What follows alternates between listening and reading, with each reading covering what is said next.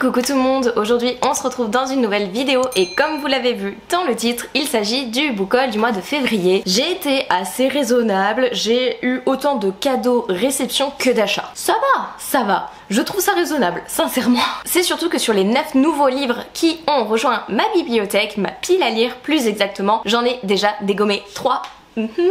Bon ok, vous allez voir lesquels j'ai dégommé, j'ai un petit peu triché mais en même temps j'avais envie de les lire maintenant tout de suite, donc j'ai pas voulu attendre plus longtemps que ça. Donc c'est parti, on va commencer sans plus tarder. On commence par les réceptions, du coup merci à la collection R pour la réception de ce roman. Donc il s'agit du Chant des sirènes de Amy Goldsmith, publié chez la collection R. C'est un roman qui me fait vraiment envie. Je crois que je vous l'ai présenté d'ailleurs au mois de janvier, mais en vrai je l'ai reçu en février. Ouais, je l'ai reçu en février, il est sorti en février 2024, donc je sais pas si je vous l'ai présenté dans le book haul de janvier, ben il sera dans le book haul de février, j'ai un gros doute là-dessus. Tout ce qui brille n'est pas de l'or, un huis clos horrifique et mythologique dans les profondeurs de l'océan. Et je vous avoue que c'est pas trop ma tasse de thé, genre tout ce qui est un petit peu mythologie, etc. Mais je me dis, collection R m'a jamais déçu, j'adore tous leurs romans, ou presque, il doit y avoir 2 exceptions à la règle. Donc je me dis peut-être qu'ils vont me réconcilier avec la mythologie, on sait jamais sur un malentendu. Je ne veux pas relire le résumé, je sais que c'est un one shot, mais je veux me laisser la surprise, on sait qu'il y a des sirènes, on sait que ça parle un peu de mythologie, les chapitres ont l'air courts, ça va. En vrai il doit avoir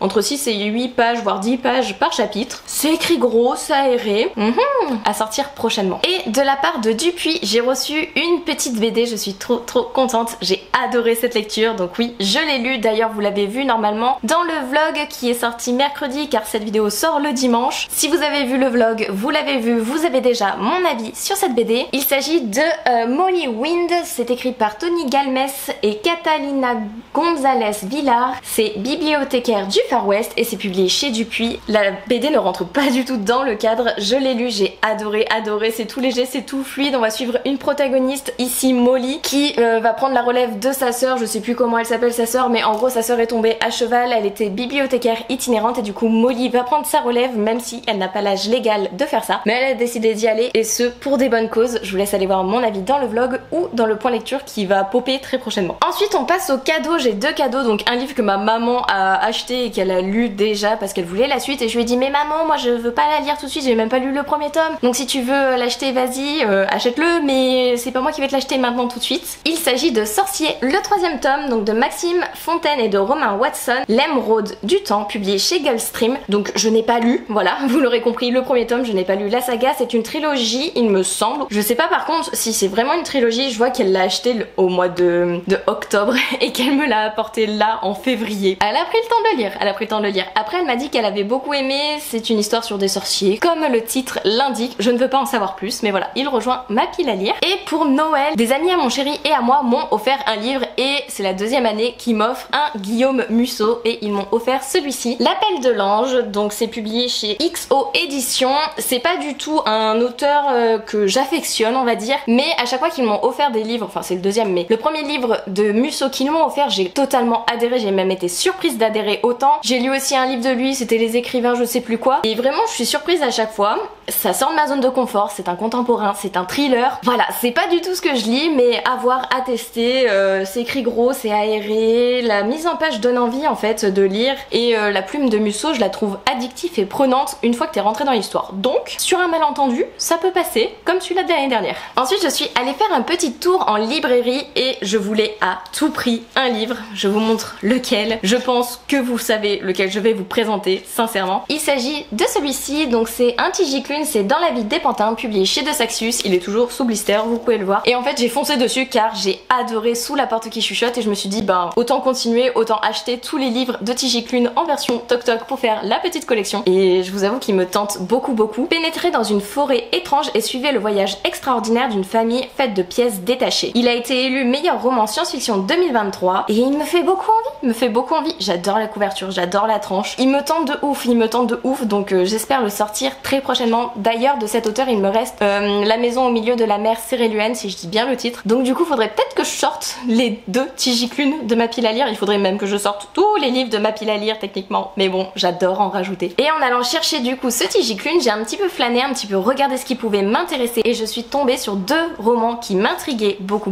Dans un premier temps, Neb de Caroline Solé et Gaïa Wineski Ski, désolée si je prononce mal. C'est publié chez Medium, l'école des loisirs, et je vous avoue que la présentation, oula, alors attendez, la présentation à l'intérieur m'intrigue énormément. Il y a des illustrations, il y a des pages en noir et blanc, il y a comment dire, une présentation toute particulière, une mise en page particulière avec du texte mais aussi d'autres petits éléments, des gribouillis et tout, et j'avoue qu'il m'intrigue beaucoup. Là je peux vous lire le résumé, il est très court et je m'en souviens, donc je sais que ça va pas me changer ma lecture pour celui-ci, tout du moins. Bienvenue dans l'envers du monde numérique, un jeu en ligne au succès planétaire, 3 ados en finale, des pirates en embuscade, qui remportera la partie et surtout qui tire les ficelles. J'ai hâte de le découvrir, vraiment, je pense qu'en une journée, 2 jours il peut se lire, il peut se dégommer, vraiment il me tente de plus en plus, déjà qu'il me tentait quand je l'ai acheté, mais là j'ai envie de le sortir très prochainement de ma pile à lire, peut-être en mars. Et le deuxième livre que j'ai repéré lors de cette petite sortie en librairie, je l'ai déjà lu, il s'agit de 17 mm de Florence Medina, c'est publié chez Scrineo, et comment peut-on se retrouver en consultation pour un IVG avec une culotte à licorne, c'est écrit en vers libre, c'est un texte qui est vraiment prenant, touchant, qui parle d'une jeune adolescente du coup qui a eu son premier rapport sexuel avec son petit copain, elle n'a pas la majorité, la capote a craqué et du coup elle va tomber enceinte et en fait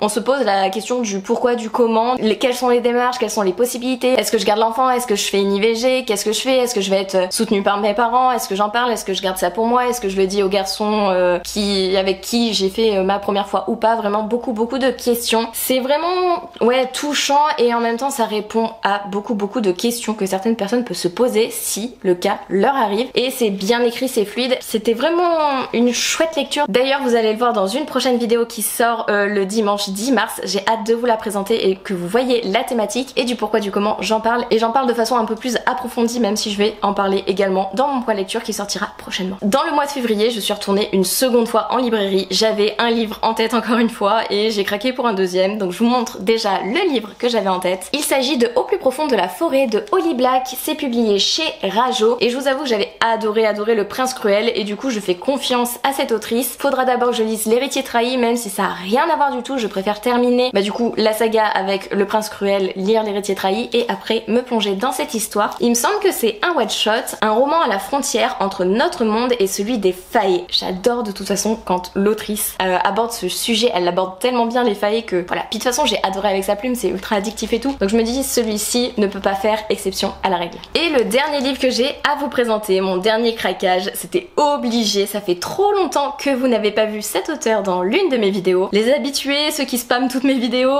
vous savez de qui je parle? Oui, je parle de Victor Dixen avec Phobos, le 3e tome, donc Le Pacte des Apparences. C'est écrit du coup par Victor Dixen et c'est dessiné par Maria Francesca Perifano, publié chez Glénat. Je l'ai déjà lu, j'ai adoré replonger dans l'histoire de Phobos, vraiment j'avais adoré. Il y a juste un petit bémol, c'est pas la même illustratrice que les 2 premiers tomes et ça m'a un petit peu gênée juste à un moment où le personnage est en colère et je me suis dit mais c'est pas les mêmes traits en fait que les 2 premiers tomes, mais bon ça se lit, j'adore retourner dans l'univers de Phobos. D'ailleurs si vous connaissez pas Phobos, découvrez.